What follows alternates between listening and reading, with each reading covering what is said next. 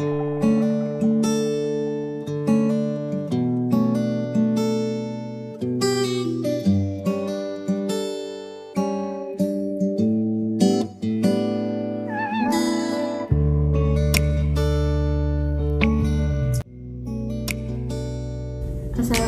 warahmatullahi wabarakatuh. Perkenalkan, nama saya Zulfiana Jumadila Lubis dari kelas 1G jurusan Teknik Informatika.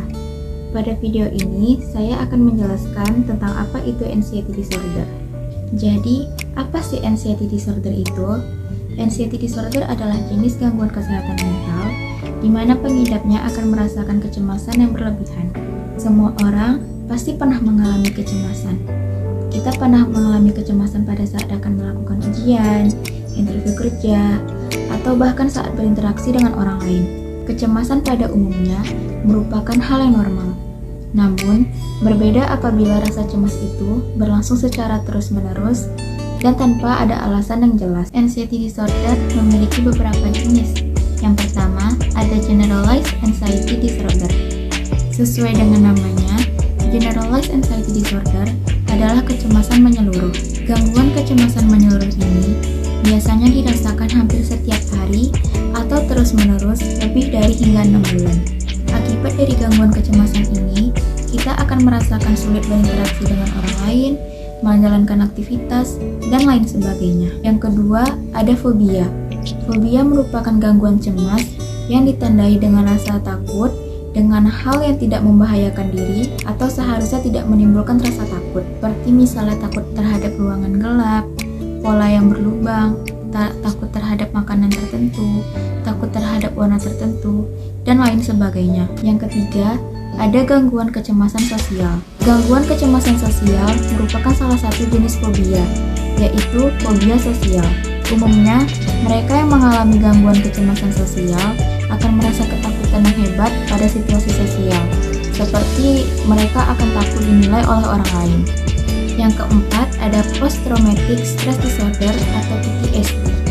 PTSD atau kecemasan pasca trauma yang kerap muncul pada seseorang yang pernah mengalami kejadian traumatis. Misalnya pernah menjadi korban perampokan atau bahkan mengalami cedera yang parah. Jenis yang kelima adalah obsessive compulsive disorder. Gangguan kecemasan yang ditandai dengan adanya pikiran obsesif yang terus-menerus. Misalnya, selalu mengulang mencuci tangan karena khawatir tidak akan bersih dari kuman. Lalu, kenapa sih orang bisa terkena anxiety disorder? Jadi, ada banyak faktor yang menjadi penyebab kenapa seseorang bisa mengalami gangguan kecemasan. Beberapa faktor tersebut diantaranya ada faktor genetik, kondisi medis tertentu, efek samping dari minum obat-obatan tertentu, serta stres hingga trauma. Ada beberapa gejala pada anxiety disorder. Kita akan membahas gejala fisik terlebih dahulu. Yang pertama, ada sakit kepala, nafas yang terengah-engah, hingga hilang kesadaran. Lalu ada detak jantung yang menjadi cepat, sulit tidur, merasakan sakit perut yang aneh, gelisah, gemetar, dan keringat yang berlebihan. Lalu, gejala emosional dan mental, yaitu contohnya kehilangan fokus, mudah marah, adanya rasa panik, dan rasa takut. Perbedaan antara anxiety disorder dan panic attack. Yang pertama, anxiety disorder adalah gangguan mental yang memiliki ciri khas, yaitu gangguan kecemasan.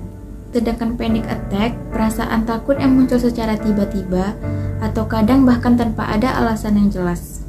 Anxiety disorder umumnya dipicu oleh orang yang memiliki fobia, sedangkan panic attack bisa terjadi kepada siapapun. Lalu, perbedaan antara cemas biasa dan anxiety disorder. Rasa cemas biasa yaitu reaksi tubuh untuk menghilangkan rasa stres. Maka, jika rasa stres itu hilang, cemas itu pun juga ikut hilang. Namun, pada anxiety terasa setiap hari dan sulit untuk dikontrol. Cara menghilangkan rasa takut untuk bertemu psikiater dengan cara kita meningkatkan kualitas hidup.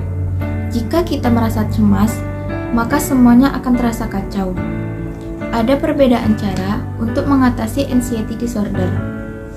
Jika terjadi pada anak, dibutuhkan kerjasama antara orang tua dan dokter untuk proses penyembuhan. Perilaku pola asuh orang tua menjadi faktor utama untuk kesembuhan anak. Diperlukan kerjasama antara orang tua dan guru agar terapi cepat berhasil. Jika anxiety terjadi pada orang dewasa, maka kita hanya akan butuh orang tersebut. Jadi, benarkah remaja Indonesia rentan alami gangguan mental? Menurut survei pada pandemi lalu, sekitar 70-75% remaja Indonesia mengalami gangguan depresi dan PTSD. Sayangnya, pemahaman pentingnya kesehatan mental masih rendah di Indonesia. Orang-orang beranggapan bahwa kesehatan mental tidak lebih penting dari kesehatan fisik seperti penyakit jantung dan lain-lain. Kemudian, deteksi dini mengenai kesehatan mental masih dianggap sepele. Orang baru akan dianggap memiliki gangguan psikologi jika orang itu telah ingin menyakiti diri sendiri, seperti bunuh diri. Padahal deteksi dini sudah bisa kita lihat dari perubahan sikap orang itu sehari-harinya, seperti mudah marah, mood swing, sulit tidur. Upaya pada pemberian dukungan pada kesehatan mental dapat dilakukan dengan 3 cara, yaitu promosi, prevensi, dan intervensi. Yang pertama, promosi, dengan cara meningkatkan kesejahteraan psikologis manusia. Yang kedua ada prevensi, deteksi dini dan mengenalkan bagaimana penanganan perilaku maladaptif dan keluarga dan komunitas menjadi fokus yang sering dilakukan dalam tindakan prevensi. Yang ketiga ada intervensi. Intervensi umum digunakan dalam menjelaskan berbagai macam tindakan yang dimaksudkan untuk memberikan kesembuhan atau meningkatkan penyesuaian diri. Intervensi individual biasanya berupa konseling atau psikoterapi. Psikoterapi pun memiliki banyak jenis, tergantung pendekatan yang akan digunakan, seperti terapi perilaku, terapi kognitif, terapi humanistik, serta terapi psikodinamik. Selain itu, ada beberapa contoh yang dapat dilakukan orang tua untuk membantu menjaga kesehatan anak remaja. Misalnya, coba aktif dan terlibat, seperti dengan cara menjadi teman curhat, memberikan ide dan masukan, serta mengarahkan anak. Yang kedua, ajak anak melakukan aktivitas-aktivitas sehat, seperti olahraga, aktif di kegiatan sosial, supaya anak bisa menemukan ruang untuk meluapkan emosinya. Yang ketiga, bangun kerjasama interaktif dengan guru di sekolah untuk mendeteksi perubahan anak. Lalu, ada cara sederhana untuk kita membantu orang terdekat kita yang sedang merasakan kecemasan atau depresi. Yang pertama, dengarkan perkataannya. Yang kedua, katakan bahwa kamu ada untuknya. Yang ketiga, ajak berkonsultasi dengan tenaga profesional. Yang keempat, beri dorongan untuk melanjutkan pengobatan. Yang kelima, tawarkan bantuan padanya. Yang keenam, jaga komunikasi. Karena penderita depresi mampu merasakan bahwa diri mereka membutuhkan bantuan dan motivasi dari orang lain.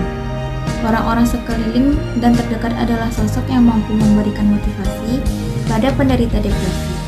Sekian penjelasan saya mengenai anxiety disorder dan kesehatan pada mental remaja. Wassalamualaikum warahmatullahi wabarakatuh.